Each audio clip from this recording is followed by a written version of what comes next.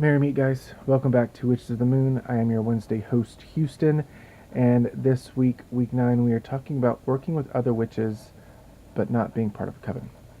So if you're a solitary practitioner like myself, I believe there's a time and a place for working with other witches. Um, I don't, and during my path right now, I don't go out and actively seek it, but I did in the past, um, to be able to work with other like-minded individuals and to celebrate the seasons with them and learn magic with them. Um, and I think that's a really cool thing to do if you feel the need to. Um, then by all means search for your tribe, search for your people to work with. Jen, in the last video, she brought up some really great ways to meet up with people. And I do have to say they were fantastic. I think one thing I want to add is I know there's a site around here called meetup.com, and they're for local groups and things. They have a variety of things on there from like music to science to college to spirituality, things like that. And you can meet up with like a meditation group or a pagan group through that website. Also, Facebook is good for that as well. Um, just a word of caution with that, be careful. Um, Not everyone is what they say they are online. Um, I know I've met some people online. When I met them in real life, they weren't what they projected to be. Um, and it was really twisted. So just be careful with meeting people and making, I guess, going with that stuff. I advise to try it, but I also advise to be careful. Um, Now on to the actual practicing of magic with other people. Um, there is a particular skill that I think witches do need to kind of work with other people. Usually when you think of, well, at least when I think of a witch, I think of someone who is solitary and is working their magic by themselves for the most part, maybe celebrating the seasons, celebrating life events with others, but for the most part, working his or her magics by themselves. By themselves. I don't know where the S came from. So, but if your image of the witch is working magic in a group or with other people, and not call it a coven because there's kind of a difference between a group and a coven. I would say a coven more has set guidelines and set rules and regulations as to how you can enter, how the etiquette you are, how the etiquette is in circle, how you have to act to represent the coven. A code of secrecy or an oath of secrecy sometimes.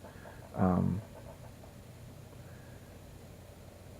then there is a study group, which doesn't really have as much rules and regulations. They do have some, but not as regulated, and don't have the hierarchy system as a coven possibly would.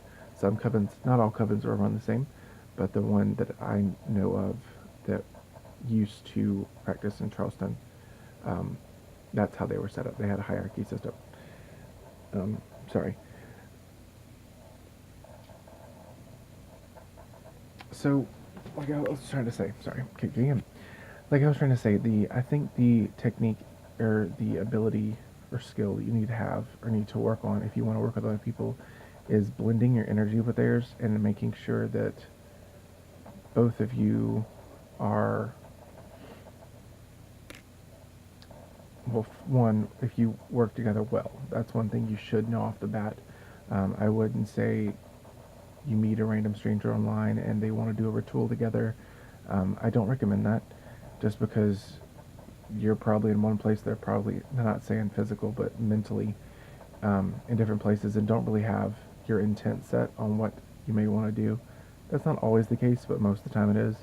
And you're just throwing your energy out to the universe, and that can be extremely draining. So if you're going to work with someone via online or in person, make sure that you have a clear-cut intent and work the magic that you need to. So I think, my opinion, if you want to work with other people, that's awesome. If you want to learn with other people, that's awesome. I do believe that there are some skills that you should, other than blending and energy work, there are skills that you should learn before you work with others. I mean, unless you are learning with them and starting your craft. If you are meeting a new person for the first time, um, or you are meeting a new witch for the first time and they want to work together, um, right off the bat, I don't suggest um, doing magic with them until you really get to know them. And I'm not saying know all their little secrets or anything like that, but really get to know them, what their energy is like, um, and maybe a little bit about their practice, share and grow, and then you'll basically intuit whether you will benefit working with them or whether it won't really work out. You'll know. So some of the skills, and I'm going to end with this, some of the skills I believe that are essential to working with other witches, pagans, magical practitioners are the basics and foundations of magic, I feel. Um, Grounding, shielding, centering, um, and also being able to banish any unwanted energy. Um, I believe that's extremely important. Those four abilities are extremely important, or four skills are extremely important to have when working with someone else.